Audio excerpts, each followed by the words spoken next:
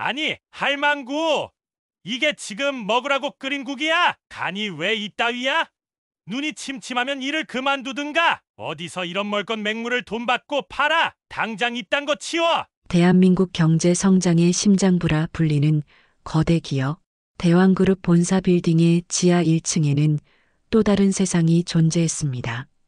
수천 명 직원의 허기를 달래주는 구내식당. 점심시간이면 발 디딜 틈 없이 붐비는 이곳은 치열한 생존 경쟁에 내몰린 직원들에게 잠시나마 숨통을 트이게 하는 오아시스 같은 공간이었죠. 김이 모락모락 피어오르는 국밥 냄새와 맛깔스러운 반찬들, 그리고 그 중심에는 묵묵히 자신의 자리를 지키는 박순희 여사가 있었습니다. 환갑을 훌쩍 넘긴 박 여사는 주름진 손으로 쉴 새 없이 음식을 나르고 빈 식판을 정리하며 고된 노동을 이어갔어요. 그녀의 허리는 고단한 세월의 무게를 증명하듯 조금 굽어 있었지만 눈빛만은 젊은이 못지않게 따스하고 정겨웠습니다. 박 여사가 끓여내는 구수한 된장찌개와 시원한 김칫국은 단순한 한 끼 식사를 넘어 고향의 맛을 그리워하는 직원들에게 작은 위안을 선사하곤 했습니다. 아이고, 총각 오늘도 얼굴이 반쪽이네. 이거라도 하나 더 먹고 힘내. 그녀는 지친 기색이 역력한 젊은 사원에게 몰래 계란말이 하나를 더 얹어주기도 하고 입맛 없어하는 여직원에게는 입맛 돋우는 나물 반찬을 권하기도 하는 그런 정 많은 분이었습니다. 직원들 대부분은 그녀를 이모님 혹은 어머니처럼 따르며 존경했지만 그 누구도 그녀의 배경에 대해서는 알지 못했습니다. 그녀의 아들이 대한민국 밤의 세계를 움직이는 거물급 조직 양은냄비파의 보스라는 사실은 그녀만이 간직한 무거운 비밀이었죠. 그날도 여느 때와 같이 분주한 점심시간이었습니다. 배식대 앞은 길게 늘어선 줄로 인산인해를 이루었고 박 여사는 땀을 닦을 새도 없이 국자를 휘젓고 있었어요. 바로 그때 매섭고 권위적인 목소리가 식당 전체의 소음을 갈랐습니다. 여기 책임자 누구야? 목소리의 주인은 회사 내에서도 악명 높은 최민준 부장이었습니다. 최고급 맞춤 정장에 번쩍이는 구두, 한치의 흐트러짐 없는 머리 스타일. 그는 자신의 성공과 지위에 대한 자부심이 하늘을 찔렀고 그만큼 아랫사람을 하대하는데 거리낌이 없는 인물이었습니다. 그의 등장에 식당 안의 공기가 순간 싸늘하게 얼어붙는 듯 했습니다. 직원들은 저마다 눈치를 보며 슬금슬금 그의 시야에서 벗어나려 애썼죠. 최 부장은 자신이 받은 국밥 그릇을 들고 성큼성큼 박 여사 앞으로 다가왔습니다. 그의 얼굴은 불쾌감으로 잔뜩 일그러져 있었습니다. 아니, 할망구. 이게 지금 먹으라고 끓인 국이야? 간이 왜 이따위야? 눈이 침침하면 일을 그만두든가. 어디서 이런 멀건 맹물을 돈 받고 팔아. 그의 고성은 조용히 식사하던 다른 직원들의 귀에도 똑똑히 박혔습니다. 박 여사는 갑작스러운 호통에 당황했지만 애써 침착하게 대답하려 했어요. 죄송합니다, 부장님. 혹시 입맛에 안 맞으시면 다른 국으로. 하지만 최 부장은 그녀의 말을 들을 생각조차 없다는 듯 더욱 목소리를 높였습니다. 다른 국? 다른 국은 제대로 만들었을 것 같아? 당신 손이 문제야, 손이. 위생관념도 없는 사람이 만든 음식을 어떻게 믿고 먹으냔 말이야. 당장 이딴 거 치워. 그는 격앙된 목소리로 소리치며 들고 있던 국밥 그릇을 박 여사의 머리 위로 쏟아부었습니다. 뜨거운 국물이 박 여사의 머리 위로 튀었습니다.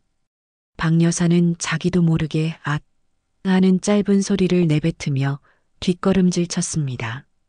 주변의 모든 시선이 박 여사와 최 부장에게 쏠렸습니다.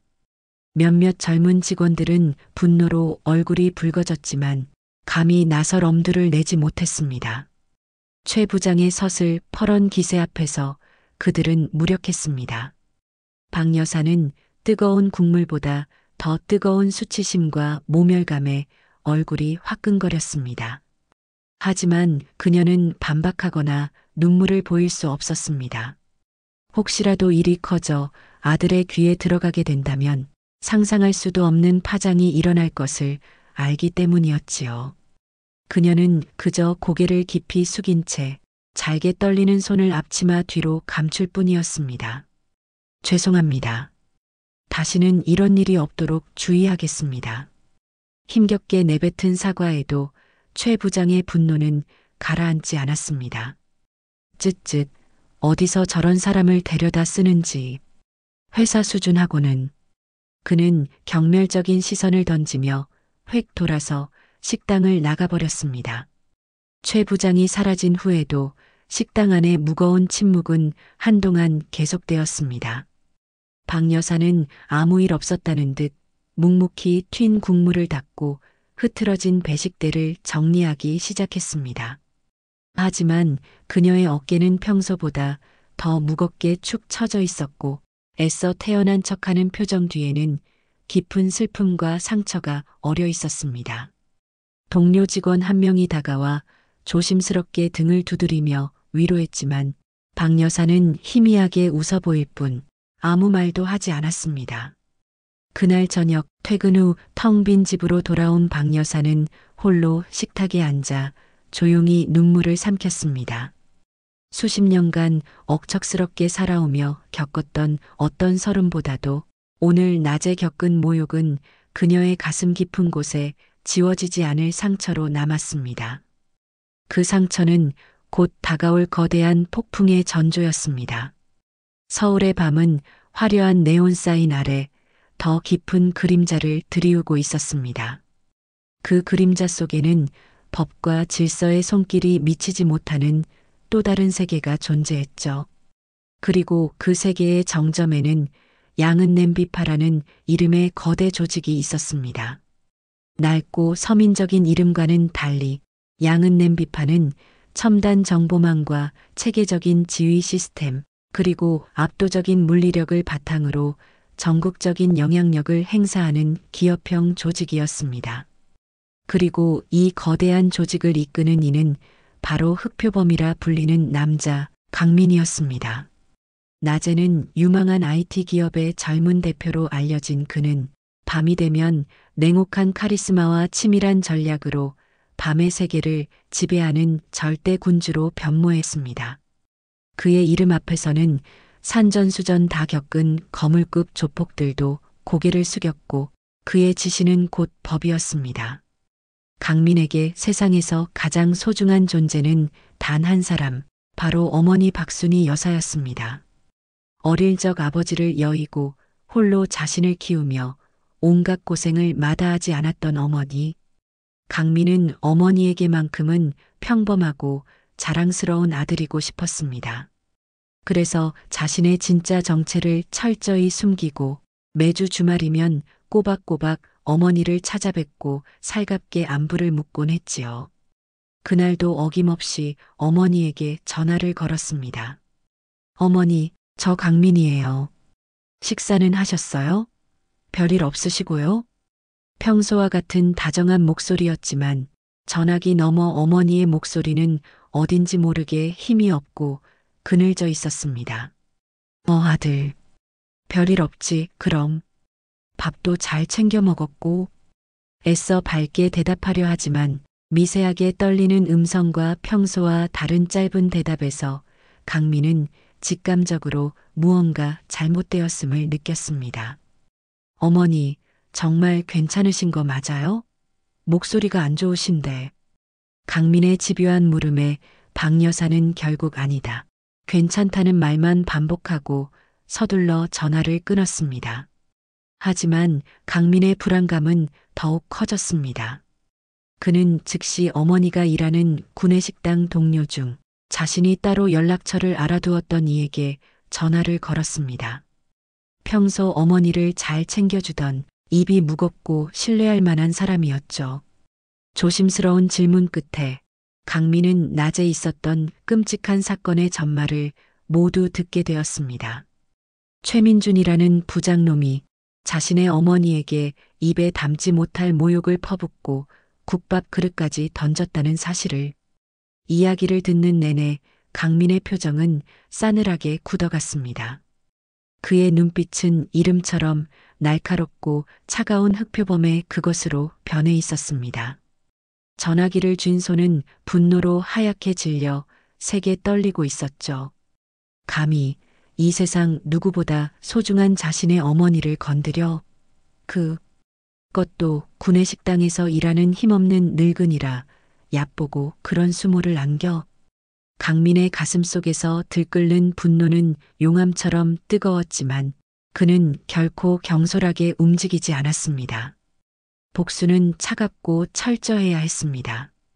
최민준, 그 오만한 자가 자신의 행동에 대해 얼마나 처절한 대가를 치르게 될지 그는 이미 머릿속으로 그림을 그리고 있었습니다. 강민은 즉시 자신의 오른팔이자 조직의 2인자인 조사장을 호출했습니다. 넓고 현대적인 그의 집무실로 들어선 조사장은 강민의 싸늘한 기운을 감지하고 긴장한 표정으로 고개를 숙였습니다. 부르셨습니까, 형님? 강민은 창밖의 야경을 응시하며 낮은 목소리로 명령했습니다. 대왕그룹 최민준 부장, 그자에 대한 모든 것을 알아내. 출생부터 지금까지 사생활 재산 약점 주변 인물관계, 하다못해 하루 동선까지 먼지 한 톨 남기지 말고 샅샅이 긁어모아. 그의 목소리는 얼음장처럼 차가웠지만 그 안에 담긴 분노의 무게는 방 안의 공기를 짓누를 정도였습니다. 조사장은 강민의 눈빛만 보고도 사태의 심각성을 깨달았습니다. 네, 형님. 즉시 처리하겠습니다. 조사장의 지휘 아래 양은 냄비파의 정보팀은 즉시 가동되었습니다. 대한민국 최고의 해커들과 정보원들이 총동원되어 최민준의 모든 것을 파헤치기 시작했습니다. 그의 컴퓨터 기록, 금융 거래 내역, 통화 기록은 물론 과거 행적과 숨겨진 비밀까지 수면 위로 떠오르기 시작했죠. 동시에 거리의 정보원들은 최민준의 일거수일투족을 감시하며 그의 동선을 파악했습니다. 마치 거대한 거미줄처럼 강민의 보이지 않는 손길이 최민준의 삶을 옥죄기 시작한 것이었습니다. 몇 시간 후 조사장은 두툼한 보고서를 들고 다시 강민의 집무실을 찾았습니다. 보고서에는 최민준의 오만한 성격과 부도덕한 행실, 약점들이 빼곡히 적혀 있었습니다. 강민은 보고서를 천천히 넘기며 입가에 냉혹한 미소를 지었습니다. 그는 최민준이 가장 중요하게 생각하는 것들, 즉 그의 사회적 지위 명예, 그리고 재산을 하나씩 아주 천천히 무너뜨릴 계획을 세웠습니다. 직접적인 힘은 사용하지 않을 것입니다. 대신 최민준 스스로가 왜 이런 불행을 겪는지조차 깨닫지 못하도록 아주 교묘하고 잔인하게 그의 삶을 파괴할 생각이었습니다. 강민은 책상 위에 놓인 어머니의 사진을 바라보았습니다. 온화하게 미소 짓는 어머니의 얼굴. 그는 나지막이 읊조렸습니다. 어머니, 조금만 기다리세요. 아들이 그놈에게 세상에서 가장 혹독한 방식으로 사죄하게 만들겠습니다. 그의 눈빛은 밤의 어둠보다 더 깊고 차갑게 빛나고 있었습니다. 이제 복수의 서막이 올랐습니다. 최민준 부장의 하루는 언제나 완벽하게 계산된 것처럼 시작되었습니다. 최고급 이탈리아 원두로 내린 모닝커피, 깔끔하게 다려진 와이셔츠와 명품 넥타이, 그리고 지하 주차장 지정석에 대기하고 있는 번쩍이는 검은색 세단까지. 그는 자신의 삶이 한치의 오차도 없이 완벽하게 통제되고 있다고 믿어 의심치 않았죠. 세상은 능력 있는 자신을 중심으로 돌아가고 그 외의 사람들은 그저 자신의 성공을 위한 배경이나 도구에 불과하다고 여기는 오만함이 그의 온몸을 감싸고 있었습니다. 하지만 그 완벽한 통제에 보이지 않는 균열이 생기기 시작한 것은 바로 그 끔찍했던 구내식당 사건 며칠 후부터였습니다. 여느 때처럼 상쾌한 기분으로 지하 주차장으로 내려간 최 부장은 자신의 눈을 의심했습니다. 그의 에마인 독일제 최고급 세단의 네 바퀴가 모두 칼로 찢긴 듯 처참하게 주저앉아 있었습니다. 밤새 무슨 일이 있었던 것일까요? 이게 무슨 짓이야? 그의 고함 소리가 텅 빈 주차장에 울려 퍼졌습니다. 당장 경비실에 연락했지만 돌아오는 대답은 CCTV 사각지대라 확인이 어렵다. 간밤에 특별한 소음은 듣지 못했다는 무책임한 변명뿐이었죠. 그는 분노로 얼굴이 시뻘개졌지만 당장 중요한 오전 프레젠테이션이 코앞이라 발만 동동 구를 수밖에 없었습니다. 황급히 택시를 잡으려 도로변으로 나섰지만 출근 시간 지옥 같은 도로 위에서는 빈 택시 그림자조차 찾기 힘들었습니다. 결국 그는 땀을 뻘뻘 흘리며 지하철을 타고 겨우 회사에 도착했고 이미 프레젠테이션 시작 시간은 훌쩍 지나 있었습니다. 늦었다는 자책감과 짜증이 뒤섞인 채 회의실 문을 연 최 부장을 기다리고 있는 것은 싸늘한 임원들의 시선이었습니다. 그는 허둥지둥 노트북을 연결하고 준비한 파일을 열려고 했지만 화면에는 파일을 열 수 없습니다. 파일이 손상되었거나 라는 절망적인 오류 메시지만 떠올랐습니다. 뭐야 이게? 최 부장은 당황하여 마우스를 미친 듯이 클릭했지만 파일은 감감무소식이었습니다. 백업 파일? 어젯밤 늦게까지 수정하느라 미처 백업을 해두지 못한 것이 떠올랐습니다. 식은땀이 등줄기를 타고 흘러내렸습니다. 결국 그는 제대로 된 설명도 하지 못한 채 횡설수설하며 발표를 망쳤고 회의실을 나오며 등 뒤로 꽂히는 실망과 질책의 눈빛을 고스란히 느껴야 했습니다. 대체 오늘 왜 이러는 거야? 재수 없는 날이군. 그는 애꿎은 마우스만 책상에 내리치며 분통을 터뜨렸습니다. 설마 이게 그 구내식당 할망구 때문에? 아니야, 말도 안 돼. 그는 고개를 저으며 불쾌한 생각을 떨쳐내려 애썼습니다. 그저 운이 나쁜 날일 뿐이라고 스스로를 다독였죠. 하지만 그의 불운은 거기서 그치지 않았습니다.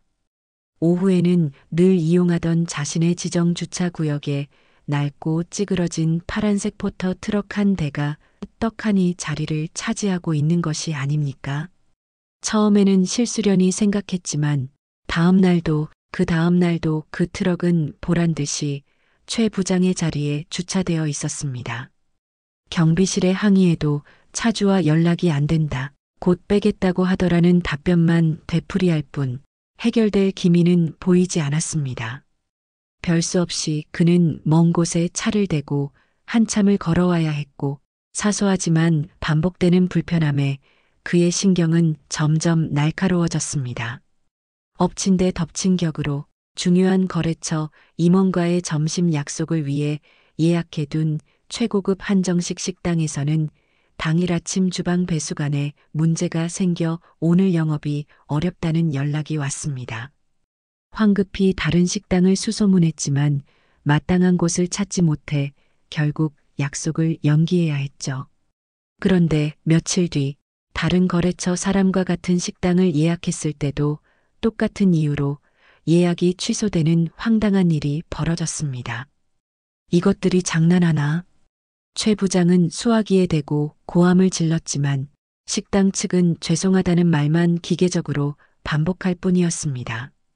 그는 이 모든 불운이 혹시 자신을 견제하는 경쟁사 임원의 소행은 아닐까 하는 의심을 품기 시작했습니다. 김상무 짓인가? 아니면 박전무? 분명 누군가 나를 음해하려는 게 틀림없어.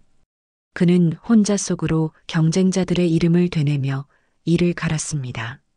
스트레스 때문인지 밤에는 잠을 설치기 일쑤였고 퇴근 후에는 혼자 독한 술을 마시는 날이 늘어갔습니다. 아직 그는 깨닫지 못하고 있었습니다. 이 모든 불운과 악재가 보이지 않는 곳에서 자신을 향해 뻗어오는 차갑고 치밀한 복수의 손길이라는 사실을 말입니다. 그의 오만함은 여전히 진실을 볼 수 있는 눈을 가리고 있었습니다. 최민준 부장의 불행은 이제 사소한 불운의 단계를 넘어 그의 인생을 본격적으로 위협하기 시작했습니다. 마치 잘 짜인 각본처럼 그의 발목을 잡는 악재들이 연이어 터져 나왔죠. 그가 사활을 걸고 추진하던 대규모 해외 투자 프로젝트가 갑자기 예상치 못한 암초에 부딪혔습니다.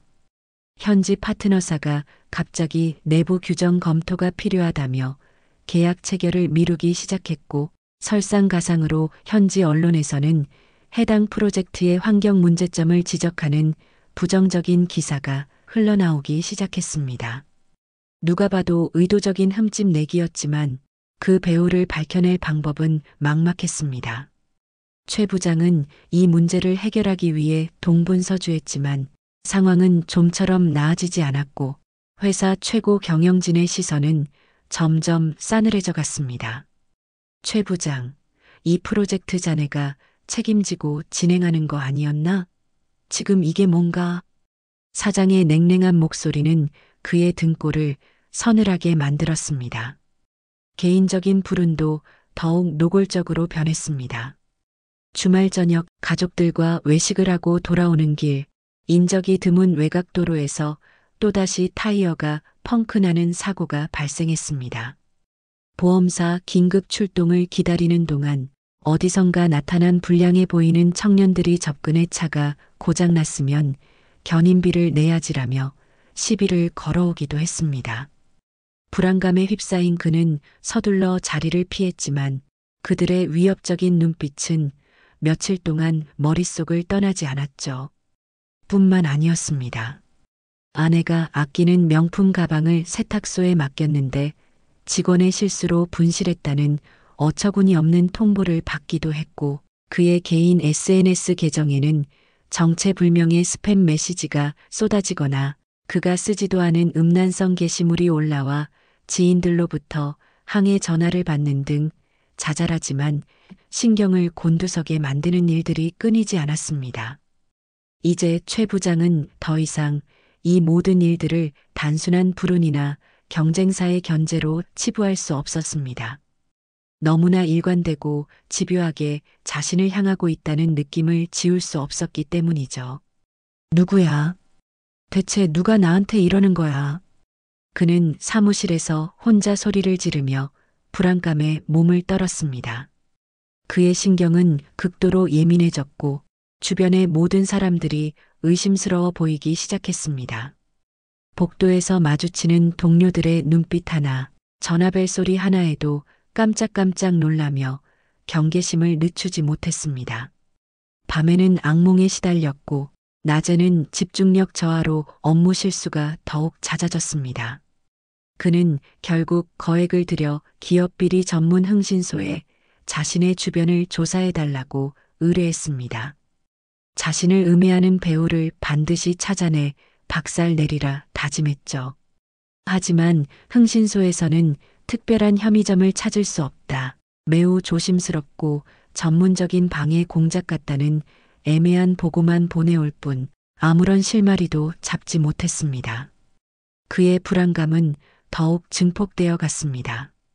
스트레스와 불안감에 지친 최 부장은 자신도 모르게 사소한 일에도 부하 직원들에게 고함을 치거나 짜증을 내는 일이 잦아졌습니다. 평소 그의 카리스마를 존경하던 직원들조차 그의 변덕스럽고 신경질적인 모습에 실망하며 하나둘씩 거리를 두기 시작했죠. 심지어 그의 충실한 비서마저 조심스럽게 부장님, 요즘 너무 예민하신 것 같습니다. 조금 쉬시는 게 라고 건의했지만 최 부장은 오히려 쓸데없는 소리 말고 내일이나 똑바로 해 라며 면박을 줄 뿐이었습니다. 그는 점점 더 고립되어 갔습니다. 그러던 어느 날 오후 연이어 터지는 악재에 머리가 터질 것 같았던 최 부장은 답답한 마음에 잠시 바람이라도 쐴 겸 지하 구내식당으로 향했습니다. 값비싼 레스토랑 예약은 번번이 취소되고 입맛도 없어 간단히 끼니나 때울 요량이었습니다. 늦은 점심시간이라 식당은 비교적 한산했습니다. 그는 평소 거들떠보지도 않던 백반 메뉴를 받아 구석진 테이블에 앉았습니다. 마침 옆 테이블에는 동기인 김 부장이 혼자 식사를 하고 있었습니다. 최 부장은 기다렸다는 듯이 김 부장에게 온갖 불만을 쏟아내기 시작했습니다. 아, 진짜 미치겠네. 요즘 왜 이렇게 되는 일이 하나도 없는지 몰라. 사사건건 태클 거는 놈들이 있는 게 분명해. 내가 잘 나가는 꼴을 못 보는 거지. 아주. 그는 마치 세상 모든 불행을 혼자 짊어진 사람처럼 투덜거렸습니다.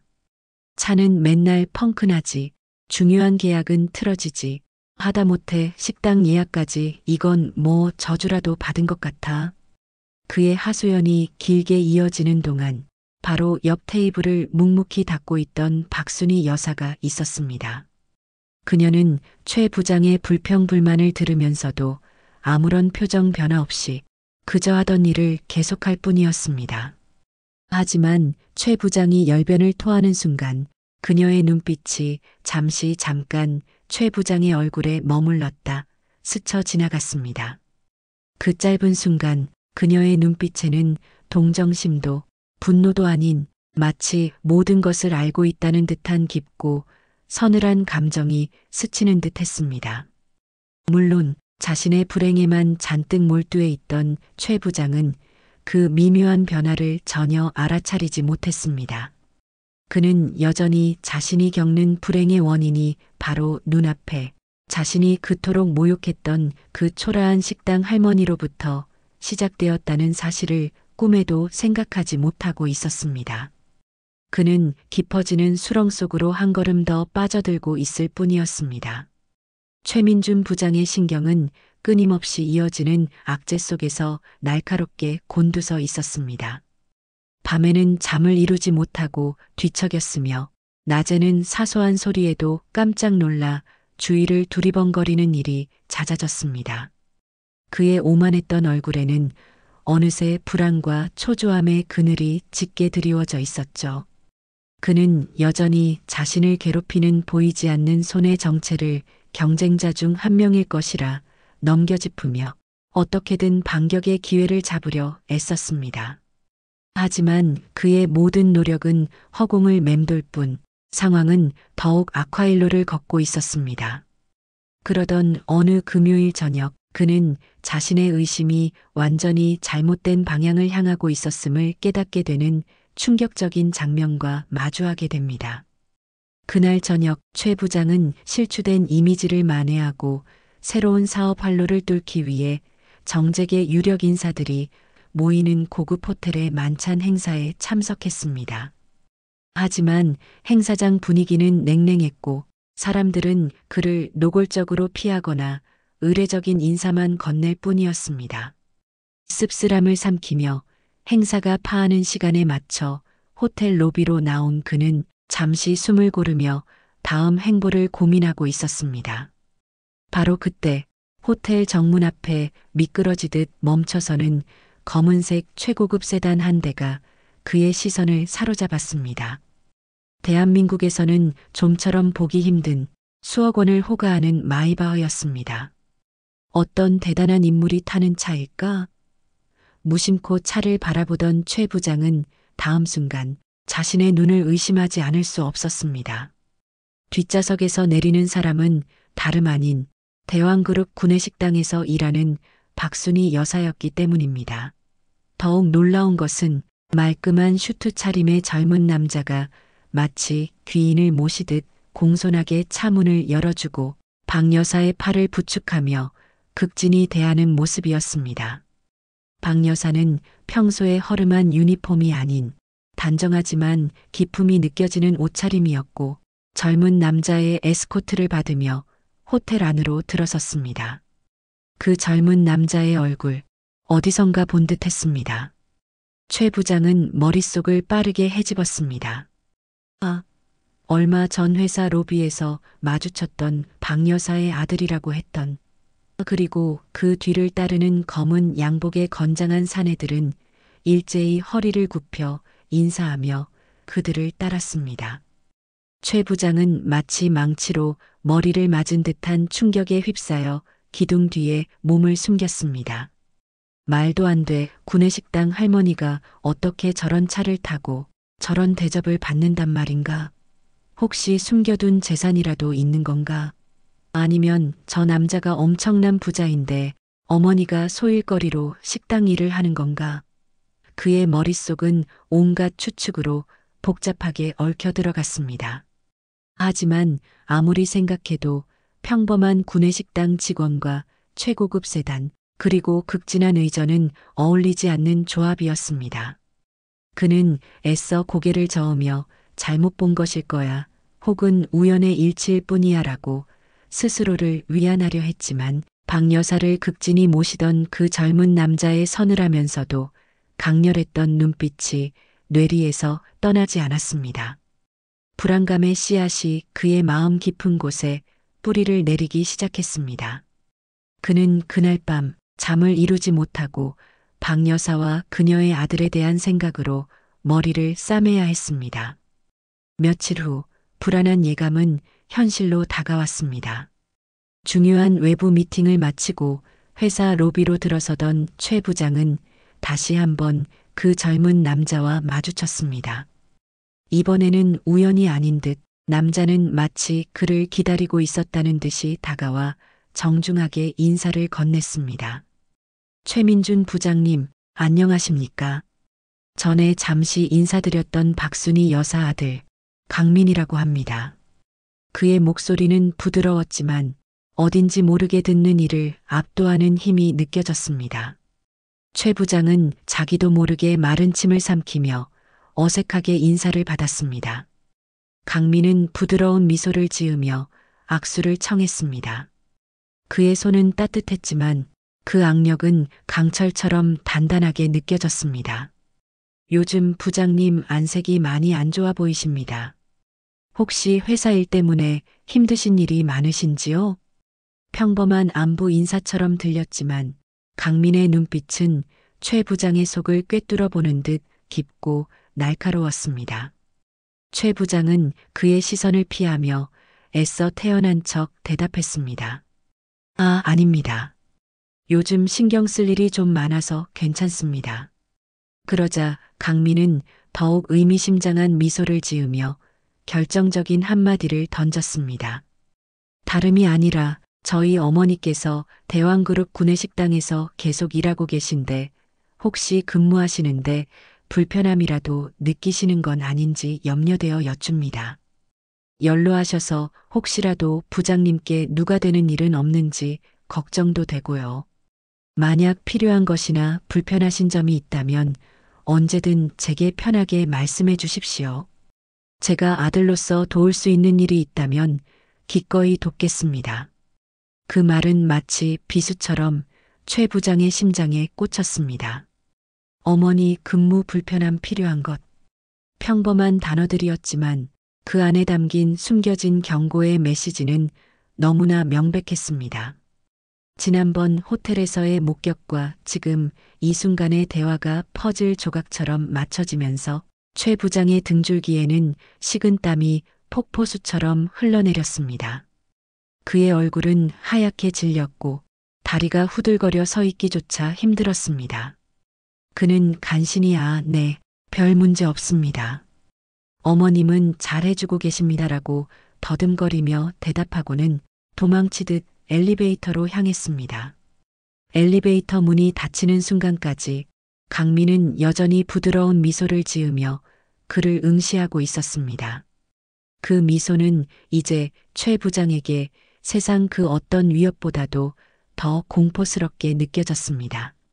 사무실로 돌아온 최 부장은 문을 걸어 잠그고 거친 숨을 몰아쉬었습니다. 박순희 강민 그는 떨리는 손으로 인터넷 검색창에 두 사람의 이름을 입력했습니다. 박순희 여사에 대한 정보는 거의 없었습니다. 하지만 아들 강민. 그는 성공한 젊은 IT 기업의 대표로 여러 언론에 소개된 인물이었습니다. 합법적인 사업가. 하지만 뭔가 석연치 않았습니다. 최 부장은 자신이 아는 모든 인맥을 동원해 뒷세계 정보에 밝은 사람에게 강민에 대한 뒷조사를 의뢰했습니다. 며칠 후 그는 믿을 수 없는, 믿고 싶지 않은 정보를 듣게 됩니다. 강민은 표면적으로는 성공한 사업가 행세를 하지만 실제로는 대한민국 밤의 세계를 주름잡는 거대 조폭 조직 양은 냄비파의 보스, 흑표범이라는 사실을, 그리고 양은 냄비파는 그 이름과 달리 상상을 초월하는 정보력과 자금력, 그리고 무자비함으로 악명이 높다는 것을. 모든 조각이 맞춰졌습니다. 그동안 자신에게 닥쳤던 모든 불운과 악재들, 타이어 펑크, 파일 손상, 주차 시비, 계약 불발, 현지 언론의 공격, 심지어 아내의 명품 가방 분실까지. 이 모든 것이 우연이나 경쟁사의 방해가 아니었습니다. 그것은 바로 자신이 모욕했던 구내식당 할머니의 아들, 밤의 세계를 지배하는 흑표범의 치밀하고 잔혹한 복수였던 것입니다. 진실을 마주한 순간 최 부장은 의자에 주저앉아 온몸을 부들부들 떨어야 했습니다. 그의 머릿속은 새하얗게 비어버렸고 오직 극심한 공포만이 온몸을 잠식했습니다. 오만함으로 눈이 멀어 괴물의 심기를 건드린 대가가 얼마나 끔찍한 것인지 그는 이제야 뼈저리게 깨닫기 시작했습니다. 하지만 후회하기에는 너무 늦어버린 후였습니다. 진짜 공포는 이제부터 시작될 터였습니다.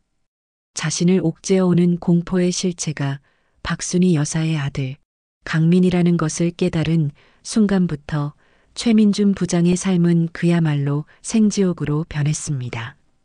이전까지의 불행이 불운이나 방해 공작으로 포장될 수 있었다면 이제부터 벌어지는 일들은 노골적인 위협과 압박으로 그의 숨통을 조여왔습니다.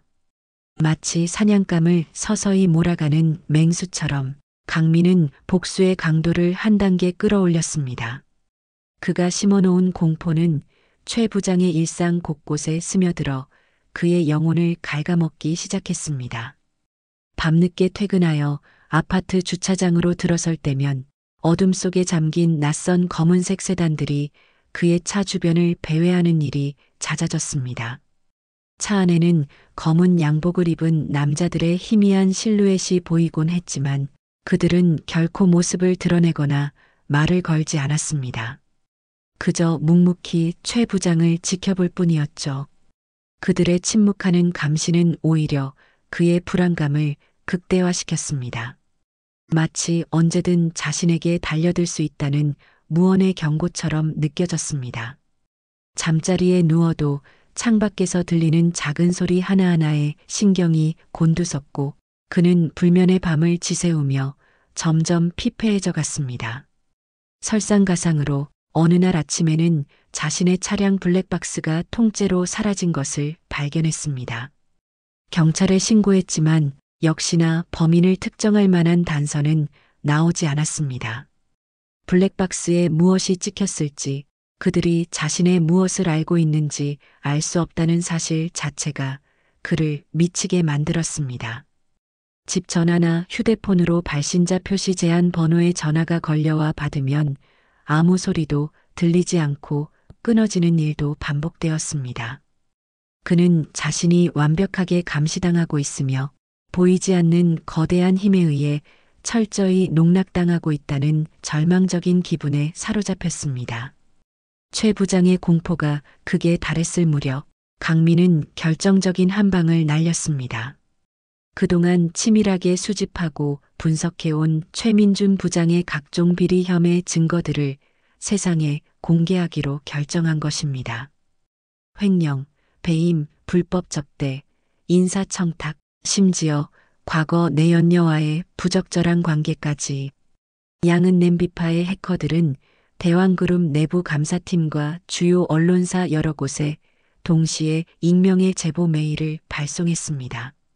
메일에는 최 부장의 비리를 입증하는 구체적인 증거 자료들, 조작된 회계장부, 비밀 녹취 파일, 내부 고발자의 진술서, 자금 흐름 추적 자료 등이 첨부되어 있었죠. 다음 날 아침 대한민국은 발칵 뒤집혔습니다. 주요 신문 일면과 방송사 메인 뉴스는 대왕그룹 최민준 부장의 충격적인 비리 스캔들로 도배되었습니다. 성공한 엘리트 직장인의 표본처럼 보였던 그의 민낯이 적나라하게 드러나자 여론은 들끓었습니다. 대왕그룹 주가는 폭락했고 회사 이미지는 하루아침에 나락으로 떨어졌습니다. 그룹 회장은 격노했고 즉시 긴급 임원 회의를 소집하여 최 부장에 대한 강도 높은 내부 감사와 함께 대기 발령 조치를 결정했습니다. 사실상 해고 통보나 다름없었죠. 최 부장은 자신의 사무실에서 짐을 챙겨 나와야 했고 그를 바라보는 동료들의 시선은 경멸과 냉소로 가득했습니다. 불과 얼마 전까지만 해도 회사의 실세로 군림하던 그의 초라한 퇴장이었습니다. 그의 휴대폰은 기자들과 비난하는 사람들의 전화로 불이 났지만 그는 아무 전화도 받을 수 없었습니다. 그는 이제 사회적으로 완전히 매장당한 신세가 된 것입니다. 모든 것을 잃고 절망의 나락으로 떨어진 최 부장에게 남은 것은 오직 하나, 박순희 여사를 찾아가 용서를 비는 것뿐이었습니다. 어쩌면 아주 희박한 가능성이지만 그녀가 아들을 설득해 이 끔찍한 복수를 멈춰줄지도 모른다는 신락 같은 희망을 품었던 것이죠. 그는 수소문 끝에 박 여사가 아직 구내식당에서 일하고 있다는 것을 알아냈습니다. 회사 출입증도 정지된 상태였지만 그는 경비원에게 비굴하게 사정하고 얼마간의 돈을 쥐어준 뒤에야 겨우 식당 안으로 들어설 수 있었습니다. 저녁 식사 시간이 끝난 텅 빈 식당. 박 여사는 홀로 남아 묵묵히 식당 바닥을 닦고 있었습니다. 최 부장은 초췌하고 헝클어진 모습으로 박 여사 앞에 다가섰습니다. 그의 눈에는 절망과 공포, 그리고 뒤늦은 후회의 눈물이 가득 고여 있었습니다. 어머님. 그의 목소리는 심하게 떨리고 있었습니다. 박 여사는 하던 일을 멈추고 천천히 고개를 들어 그를 바라보았습니다. 그녀의 눈빛은 놀랍도록 평온했습니다. 그 안에는 분노도, 증오도, 그렇다고 연민도 담겨 있지 않았습니다. 그저 깊고 고요한 슬픔만이 잔잔하게 어려 있을 뿐이었죠. 최 부장은 차마 그녀의 눈을 제대로 마주보지 못하고 그대로 바닥에 쿵소리를 내며 무릎을 꿇었습니다. 어머님, 제가 정말 죽을 죄를 지었습니다. 제가 감히 어머님께 그런 몹쓸 짓을 제발 용서해 주십시오. 제발 제 아들에게 강민 씨에게 제발 이쯤에서 멈춰달라고 말씀 좀 전해 주십시오. 제가 다 잘못했습니다. 네, 제발. 그는 어린아이처럼 울부짖으며 빌었습니다. 그의 처절한 사죄는 텅 빈 식당 안에 공허하게 울려 퍼졌습니다. 하지만 박 여사는 아무 말도 하지 않았습니다. 그녀는 그저 무릎 꿇고 오열하는 최 부장을 한동안 말없이 내려다볼 뿐이었습니다. 그녀의 침묵은 그 어떤 질책이나 비난보다도 더 무겁게 최 부장의 가슴을 짓눌렀습니다. 한참 후 박 여사는 조용히 몸을 돌려 다시 바닥을 닦기 시작했습니다. 마치 최 부장은 존재하지 않는 사람처럼 혹은 길가의 돌멩이처럼 무심하게 대하는 태도였습니다. 그 순간 최 부장은 깨달았습니다. 이것이 그녀의 대답이라는 것을, 용서도 자비도 없다는 무언의 선고라는 것을. 그녀의 침묵 속에서 그는 자신을 기다리는 것이 파멸뿐이라는 냉혹한 진실을 마주해야 했습니다. 희망의 마지막 불씨마저 꺼져버린 그의 눈앞은 캄캄한 절망으로 가득 찼습니다. 그는 넋이 나간 사람처럼 비틀거리며 식당을 빠져나왔습니다. 등 뒤로는 여전히 박 여사의 묵묵한 청소 소리만이 조용히 들려오고 있었습니다. 그 소리는 마치 그의 남은 인생에 대한 장송곡처럼 느껴졌습니다. 최민준의 세계는 이제 완벽하게 무너져 내리고 있었습니다. 대기 발령 상태로 회사에서 쫓겨나고 언론의 집중 포화를 맞으며 사회적으로 매장당한 것도 모자라 강민의 보이지 않는 손길은 그의 남은 숨통마저 차갑게 조여오고 있었죠. 박순희 여사의 침묵 속에서 절망적인 예감을 확인한 그날 이후 그의 삶은 그야말로 시시각각 조여오는 공포와 파멸의 연속이었습니다. 마치 거대한 덫에 걸린 짐승처럼 그는 발버둥 칠수록 더욱 깊은 나락으로 빠져들고 있었습니다. 가장 먼저 그를 덮친 것은 철저한 경제적 파탄이었습니다. 어느 날 아침 그는 자신의 모든 은행 계좌가 지급 정지된 사실을 발견했습니다. 인터넷 뱅킹 접속은 차단되었고 은행 창구를 찾아가 항의했지만 돌아오는 것은 관련 기관의 요청으로 인한 조치라는 기계적인 답변뿐이었죠. 강민의 법률팀이 최 부장의 비자금 흐름과 탈세 혐의 등을 포착하여 사정당국에 정보를 흘렸고 이는 그의 모든 금융 거래를 묶어버리는 결과로 이어진 것입니다. 그는 당장 생계를 유지할 현금조차 확보하기 어려운 상황에 처했습니다. 설상가상으로 잊고 지냈던 과거의 채무들이 유령처럼 나타나 그를 압박하기 시작했습니다. 최민준 씨 맞으시죠?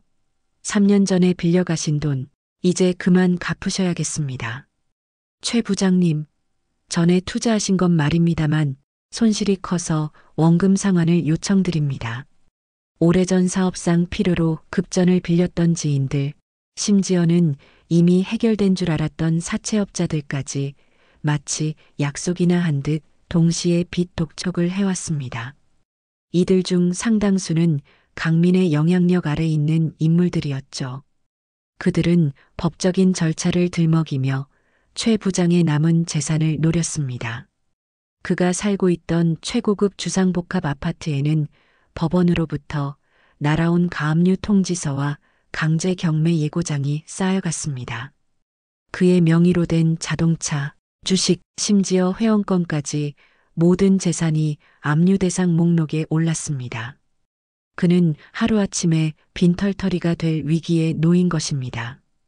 최 부장은 마지막 남은 자존심마저 버리고 과거 자신이 부리던 부하 직원이나 거래처 사람들에게 돈을 빌리려 연락했지만 돌아오는 것은 냉담한 거절뿐이었습니다.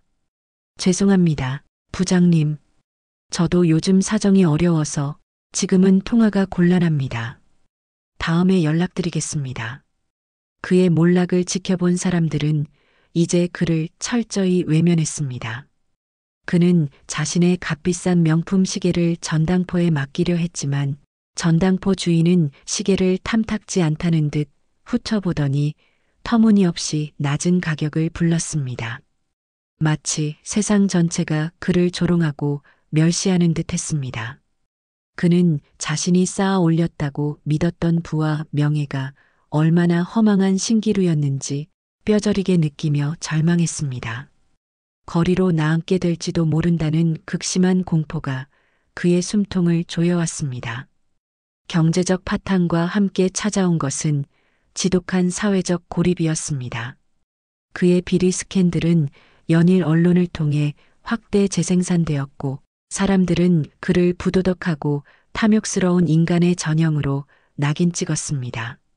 그가 속해 있던 고급 사교 클럽에서는 회원 자격 박탈 통보가 날아왔고 예정되어 있던 동창회나 각종 모임에서도 그의 이름은 조용히 삭제되었습니다.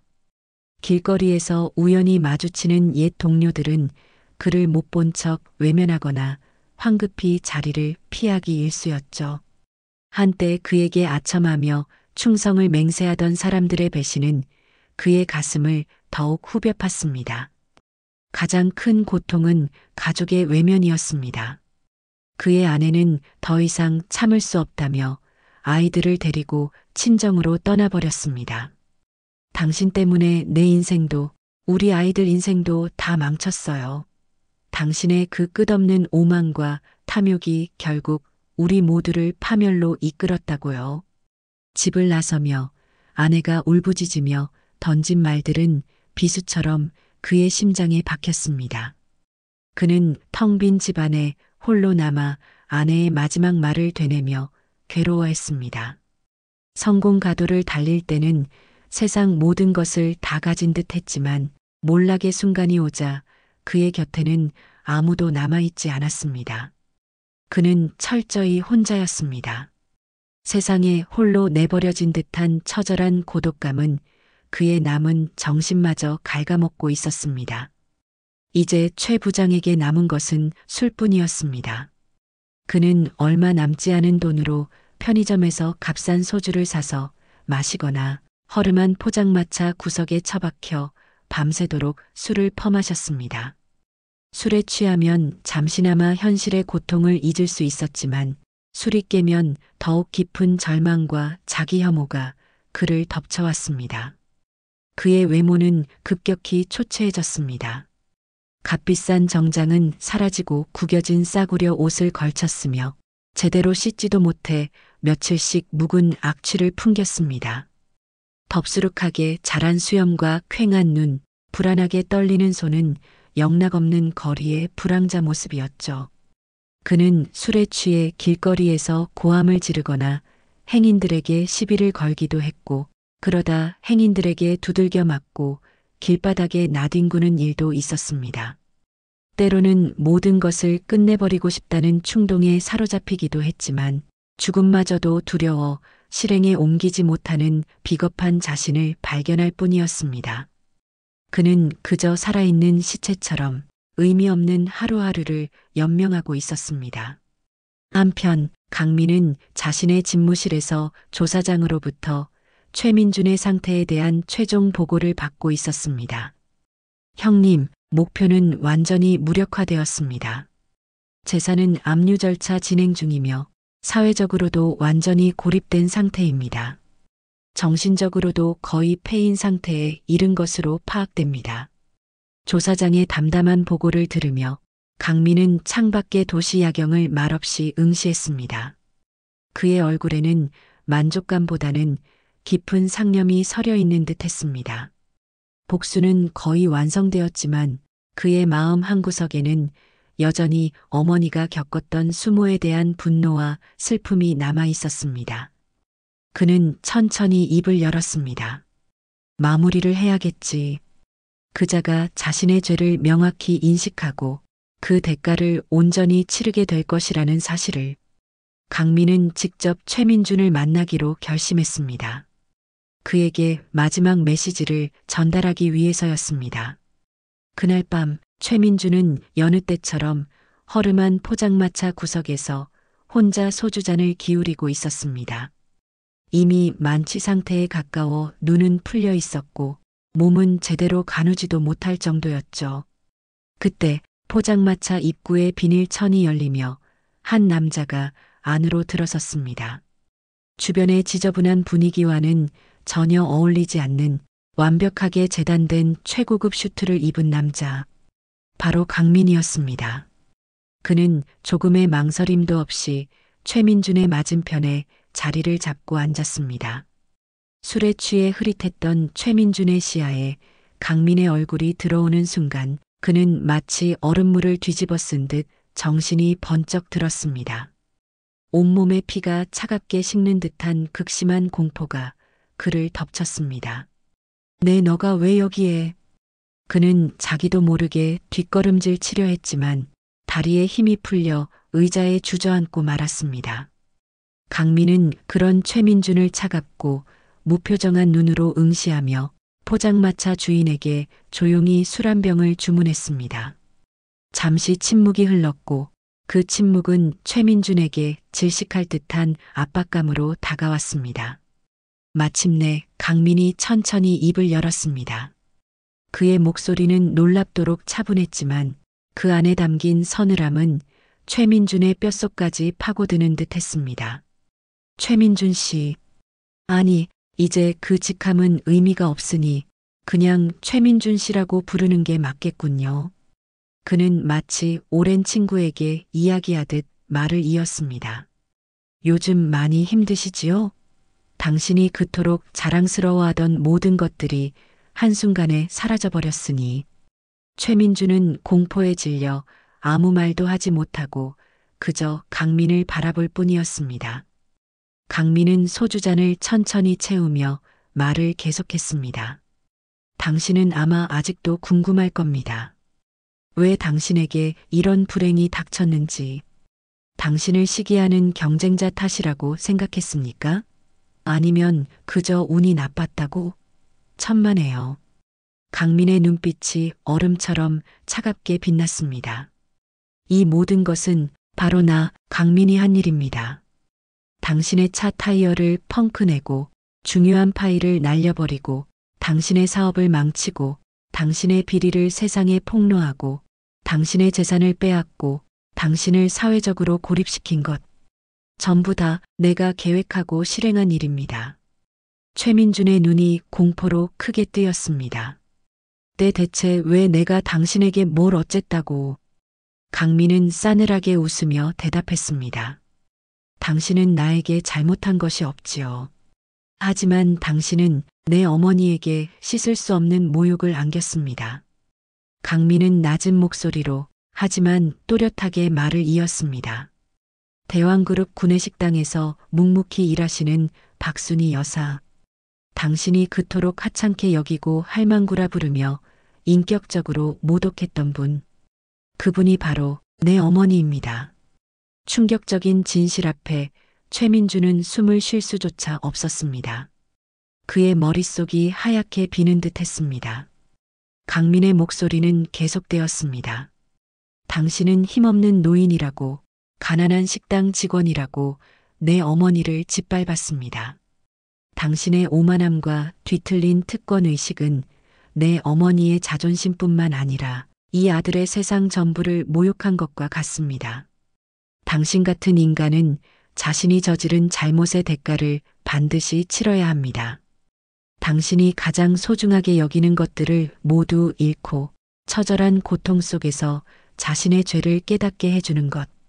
그것이 내가 당신에게 내리는 벌입니다. 강민은 최민준의 눈을 똑바로 응시하며 말했습니다. 그의 눈빛에는 자비심이라고는 찾아볼 수 없는 냉혹함만이 가득했습니다. 그는 최민준에게 양은 냄비파의 보스 흑표범의 존재를 명확히 각인시켰습니다. 최민준은 이제 모든 것을 이해했습니다. 자신을 덮친 재앙의 근원을, 그리고 자신을 기다리고 있는 것이 무엇인지를. 그는 온몸을 부들부들 떨며 바닥에 엎드려 빌고 싶은 심정이었지만 강민의 압도적인 기세 앞에서 몸이 얼어붙은 듯 움직일 수조차 없었습니다. 눈물과 콧물이 범벅이 된 채 그저 끄끄거리는 소리만 낼 뿐이었습니다. 강민은 자신의 소주잔을 비우고 자리에서 일어섰습니다. 그는 마지막으로 최민준에게 한마디를 남겼습니다. 이제 당신에게 남은 선택지는 단 하나뿐입니다. 내일 아침 내 어머니를 찾아가십시오. 그리고 당신의 더러운 무릎을 꿇고 진심으로 온 마음을 다해 용서를 비십시오. 물론 용서받을 수 있을지는 나도 장담할 수 없습니다. 하지만 그것이 당신이 인간으로서 할 수 있는 마지막 속죄의 기회일 겁니다. 강민은 차가운 눈빛으로 최민준을 한번 훑어본 뒤 미련 없이 포장마차를 나섰습니다. 홀로 남겨진 최민준은 테이블 위에 엎드려 오열했습니다. 그의 울음소리는 절망과 공포, 그리고 뒤늦은 후회가 뒤섞인 처절한 것이었습니다. 그는 이제 자신이 얼마나 어리석고 오만했는지, 그리고 그 대가가 얼마나 끔찍한 것인지를 온몸으로 깨달았습니다. 밤의 세계를 지배하는 흑표범의 분노를 산 대가는 그의 상상을 초월하는 것이었습니다. 그의 제국은 완전히 무너졌고 이제 그에게 남은 것은 오직 내일 아침 박순희 여사 앞에 서는 것뿐이었습니다. 그것이 그의 마지막 남은 길이었습니다. 그날 밤 최민주는 단 한숨도 잠들지 못했습니다. 강민이 남기고 간 서늘한 경고와 어머니 박순희 여사 앞에 무릎 꿇고 용서를 빌라는 마지막 명령이 그의 귓가에 끊임없이 맴돌았죠. 술은 이미 오래전에 깨버렸고 맨정신으로 마주한 현실은 더욱 참담하고 공포스러웠습니다. 지난 몇 달간 겪었던 지옥 같은 시간들이 주마등처럼 스쳐 지나갔습니다. 자신의 오만함이 불러온 끔찍한 결과들, 그리고 그 중심에 서 있는 밤의 제왕, 흑표범 강민의 냉혹한 얼굴. 그는 이제 자신이 얼마나 하찮고 어리석었는지, 그리고 자신이 저지른 잘못이 얼마나 큰 파장을 불러왔는지 절감했습니다. 한때 세상을 다 가진 듯 호령하던 대기업 부장은 온데간데없고 오직 절망과 공포에 질려 덜덜 떠는 한심한 중년 남자만이 남아 있었습니다. 새벽이 밝아오자 그는 마지막 남은 힘을 쥐어짜듯 몸을 일으켰습니다. 밤새 고민했지만 그에게 남은 선택지는 없었습니다. 강민의 말대로 박순희 여사를 찾아가 진심으로 사죄하는 것. 그것만이 이 끔찍한 악몽을 끝낼 수 있는, 아니, 어쩌면 살아남을 수 있는 유일한 길처럼 느껴졌습니다. 그는 남은 옷가지 중에서 그나마 가장 단정해 보이는 것을 찾아 입었습니다. 하지만 값비쌌던 옷은 이미 구겨지고 얼룩져 초라하기 짝이 없었죠. 거울에 비친 자신의 모습은 며칠 밤을 샌 사람처럼 퀭하고 덥수룩한 수염에 핏발선 눈은 영락없는 패배자의 모습이었습니다. 그는 쓴웃음을 지으며 마지막 남은 동전 몇 잎을 챙겨 집을 나섰습니다. 대왕그룹 본사 빌딩 앞에 다시 선 최민준의 감회는 복잡했습니다. 불과 몇 달 전만 해도 자신이 왕처럼 군림했던 제국. 하지만 이제 그는 그곳에 발을 들여놓을 자격조차 없는 이방인이었습니다. 정문 로비를 당당하게 통과하는 직원들의 활기찬 모습이 마치 다른 세상의 풍경처럼 아득하게 느껴졌습니다.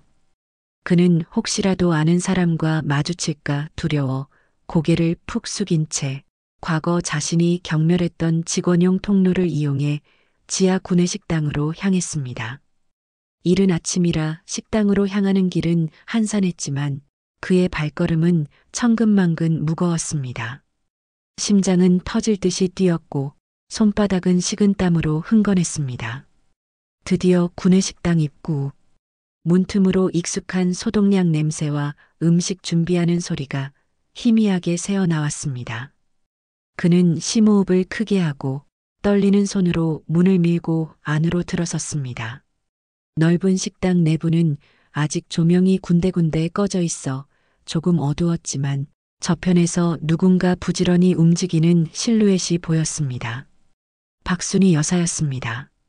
그녀는 여전히 허름한 위생복 차림으로 커다란 스테인리스 테이블을 꼼꼼하게 닦고 있었습니다. 마치 어제와 오늘이 다르지 않다는 듯 변함없이 성실한 모습이었죠. 테이블 위생 상태를 꼼꼼히 점검하던 그녀의 모습은 그 자체로 최민준에게는 무언의 질책처럼 다가왔습니다. 최 부장은 차마 그녀에게 다가가지 못하고 입구에서 머뭇거렸습니다. 어떻게 말을 꺼내야 할지, 무슨 말을 해야 할지 머릿속이 하얗게 비어버리는 듯 했습니다.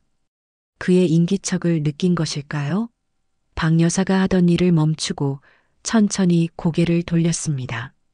그녀의 시선이 최민준에게 닿는 순간 그녀의 눈썹이 살짝 위로 올라갔지만 이내 평정을 되찾았습니다. 그녀의 얼굴에는 놀람이나 분노보다는 깊은 피로감과 체념 같은 것이 서려 있었습니다. 저 어머님. 최민준은 간신히 목소리를 쥐어짰지만 갈라지고 떨리는 소리가 나왔습니다. 박 여사는 아무 말 없이 그를 바라볼 뿐이었습니다. 그 침묵의 무게를 견딜 수 없었던 최민준은 그대로 박 여사 앞에 다가가 쿵 소리가 나도록 무릎을 꿇었습니다. 차갑고 딱딱한 식당 바닥의 감촉이 무릎을 통해 온몸으로 전해졌습니다.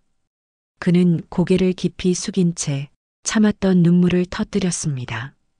뜨거운 눈물이 그의 뺨을 타고 흘러내려 바닥으로 뚝뚝 떨어졌습니다. 어머님, 제가 정말 죽을 죄를 지었습니다. 그는 흐느낌에 제대로 말을 잇지 못했습니다. 제가 사람이 아니었습니다. 부장이라는 그 하찮은 자리가 뭐라고 감히 어머님께 그런 입에 담지 못할 망언을 하고 행패를 부렸습니다. 정말 죄송합니다. 100번 1000번 사죄해도 모자랄 죄를 지었습니다. 그는 이마가 바닥에 닿도록 머리를 조아리며 울부짖었습니다. 제가 너무 오만했고 어리석었습니다. 사람 귀한 줄 몰랐고 제 분수를 몰랐습니다. 어머님께서 겪으셨을 그 고통과 수모를 이제야 조금이나마 알겠습니다. 제발 저를 용서해달라고 말씀드릴 자격도 없습니다. 하지만 염치 없지만 부디. 그는 더 이상 말을 잇지 못하고 그저 어린아이처럼 서럽게 울며 용서를 빌 뿐이었습니다. 그의 처절한 참회는 텅 빈 식당 안에 메아리 쳤습니다. 얼마나 시간이 흘렀을까요? 최민준이 울음으로 어깨를 들썩이고 있을 때 식당의 다른 쪽 문이 소리 없이 열리며 한 남자가 들어섰습니다. 강민이었습니다. 그는 언제나처럼 흐트러짐 없는 완벽한 모습으로 조금의 소리도 내지 않고 그들 곁으로 다가왔습니다. 그의 등장은 순간적으로 식당 안의 공기를 얼어붙게 만들었습니다. 최민주는 강민의 발소리를 듣고 본능적으로 몸을 움츠리며 고개를 들었습니다. 강민의 차갑고 깊이를 알 수 없는 눈빛과 마주치는 순간 그는 숨이 멎는 듯한 공포를 느꼈습니다. 강민은 박 여사의 곁에 조용히 서서 무릎 꿇고 있는 최민준을 싸늘하게 내려다보았습니다.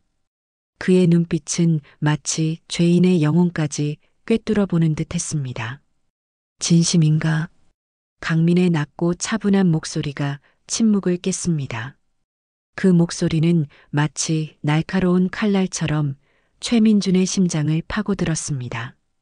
최민준은 공포에 질려 온몸을 떨면서도 필사적으로 고개를 끄덕였습니다. 네네, 진심입니다. 정말 잘못했습니다. 다시는 그런 어리석은 짓을. 그는 강민의 눈을 차마 마주보지 못하고 다시 고개를 숙이며 횡설수설 변명을 늘어놓으려 했습니다. 하지만 강민의 다음 말이 그의 말을 끊었습니다. 내 앞에서 하는 변명은 의미 없다. 중요한 것은 내 어머니께서 당신의 사죄를 어떻게 받아들이시느냐 하는 것이지. 강민은 어머니 박 여사를 향해 시선을 돌렸습니다. 모든 시선이 박 여사에게로 향했습니다. 그녀는 한참 동안 아무 말 없이 눈을 감고 있었습니다. 그녀의 얼굴에는 지난 세월의 고단함과 아들의 복수가 가져온 복잡한 감정들이 교차하는 듯 했습니다. 분노, 슬픔, 연민, 그리고 체념. 마침내 그녀는 깊은 한숨을 내쉬며 천천히 눈을 떴습니다. 그리고 무릎 꿇은 최민준을 향해 조용히 입을 열었습니다. 일어나시오. 그녀의 목소리는 가늘었지만 이상하게도 단호한 힘이 실려 있었습니다. 최민준은 망설이며 고개를 들었습니다. 박 여사는 여전히 평온한, 아니 모든 것을 초월한 듯한 표정으로 그를 바라보고 있었습니다. 자네가 저지른 잘못은 결코 가벼운 것이 아니네. 내 평생 그런 모욕은 처음 겪어봤으니 아마 죽을 때까지 잊지 못할 게야. 그녀의 말에 최민준의 얼굴은 다시 한번 절망으로 물들었습니다. 하지만 박 여사의 말은 이어졌습니다. 하지만 사람의 도리라는 것이 있지 않은가. 자네가 진심으로 뉘우치고 있고 또 이렇게 처절하게 무너진 모습을 보니 내 마음도 편치만은 않구먼. 그녀는 강민을 한번 바라보고는 다시 최민준에게 시선을 돌렸습니다. 자네를 온전히 용서한다고 말할 수는 없네. 하지만 더 이상의 불행은 나도 원치 않아. 그녀는 잠시 말을 멈추었다가 힘주어 말했습니다. 진심으로 뉘우쳤다면 앞으로는 두 번 다시 남에게 상처 주는 삶을 살지 마시오. 어디서 무엇을 하든 사람답게 겸손하게 사시오. 그것이 자네가 내게 할 수 있는 유일한 보답일 것이네. 박 여사의 말은 법적인 용서는 아니었지만 인간적인 연민과 자비의 표현이었습니다. 최민주는 그녀의 말에 다시 한번 눈물을 쏟으며 이마가 바닥에 닿도록 절을 했습니다. 감사합니다. 정말 감사합니다. 어머님 명심하겠습니다. 평생 잊지 않겠습니다. 그는 몇 번이고 감사하다는 말을 되풀이했습니다. 강민은 어머니의 결정을 묵묵히 지켜볼 뿐 아무런 말도 하지 않았습니다. 하지만 그의 눈빛은 여전히 차가웠고 최민준에게 마지막 경고를 보내는 듯 했습니다. 어머니의 자비심 덕분에 목숨은 건진 줄 알아라. 하지만 다시 한번 어리석은 짓을 한다면 최민준은 비틀거리며 자리에서 일어났습니다. 그는 강민과 박 여사에게 다시 한번 깊이 허리를 숙여 인사하고는 도망치듯 구내식당을 빠져나왔습니다. 식당 문을 나서자 새벽에 차갑지만 신선한 공기가 그의 뺨을 스쳤습니다. 그는 한참 동안 자리에 서서 허공을 응시했습니다. 모든 것을 잃었지만 이상하게도 마음 한구석에는 아주 작은 안도감이 느껴졌습니다. 지옥 같았던 시간이 마침내 끝났다는 안도감, 그리고 마지막 순간에 인간으로서의 존엄성을 완전히 잃지는 않았다는 희미한 위안. 그의 앞날은 여전히 캄캄했지만 그는 박 여사의 마지막 말을 가슴에 새기며 새로운 삶을 살아가기로 다짐했습니다. 며칠 후 대왕그룹은 최민준을 공식적으로 해임했으며 그의 비리 혐의 중 일부는 법적인 처벌로 이어졌습니다. 하지만 예상했던 것보다는 가벼운 처벌이었죠. 강민이 어머니의 뜻을 헤아려 더 이상의 압력을 행사하지 않았기 때문일 것입니다. 최민주는 모든 것을 정리하고 조용히 도시를 떠났습니다. 그가 어디로 가서 어떻게 살아가게 될지는 아무도 몰랐지만 분명한 것은 과거에 오만했던 최민주는 이제 세상에 존재하지 않는다는 것이었습니다. 시간이 흘러 대왕그룹 구내식당은 다시 평온을 되찾았습니다. 박순희 여사는 여전히 그곳에서 묵묵히 일했지만 이제 그녀를 함부로 대하는 사람은 아무도 없었습니다. 직원들은 그녀의 조용한 위엄과 따뜻함 속에서 그녀를 진심으로 존경하게 되었죠. 주말 저녁 강민은 어머니가 사는 작은 아파트를 찾았습니다. 그는 값비싼 시계와 재킷을 벗어두고 익숙하게 앞치마를 두르고 저녁 식사를 준비했습니다. 화려한 만찬이 아닌 어머니가 좋아하는 구수한 된장찌개와 소박한 나물 반찬들이었죠. 작은 밥상에 마주 앉아 저녁을 먹으며 모자는 여느 평범한 가족처럼 도란도란 이야기를 나누었습니다. 이제 됐다. 그만하면 됐다, 아들아. 박 여사가 아들의 얼굴을 바라보며 나지막이 말했습니다. 그녀의 눈가에는 희미한 미소가 어려 있었습니다. 강민도 부드러운 눈빛으로 어머니를 마주 보았습니다. 그의 얼굴에서는 더 이상 밤의 제왕 흑표범의 냉혹함을 찾아볼 수 없었습니다. 오직 어머니를 향한 깊은 사랑과 존경심만이 가득했죠. 어머니께서 부당하게 눈물 흘리시는 일은 다시는 없을 겁니다. 어머니께서 존중받으시는 세상, 그게 제가 바라는 전부입니다. 그의 목소리는 낮고 진실했습니다. 창밖으로는 도시의 불빛이 반짝이고 있었고 작고 따뜻한 집안에서는 세상에서 가장 강하고 깊은 모자의 정이 조용히 흐르고 있었습니다. 진정한 힘은 화려한 부나 권력이 아닌 서로를 아끼고 존중하는 마음에서 비롯된다는 것을 보여주는 듯 소박한 저녁 식사 풍경 위로 따스한 온기가 감돌았습니다.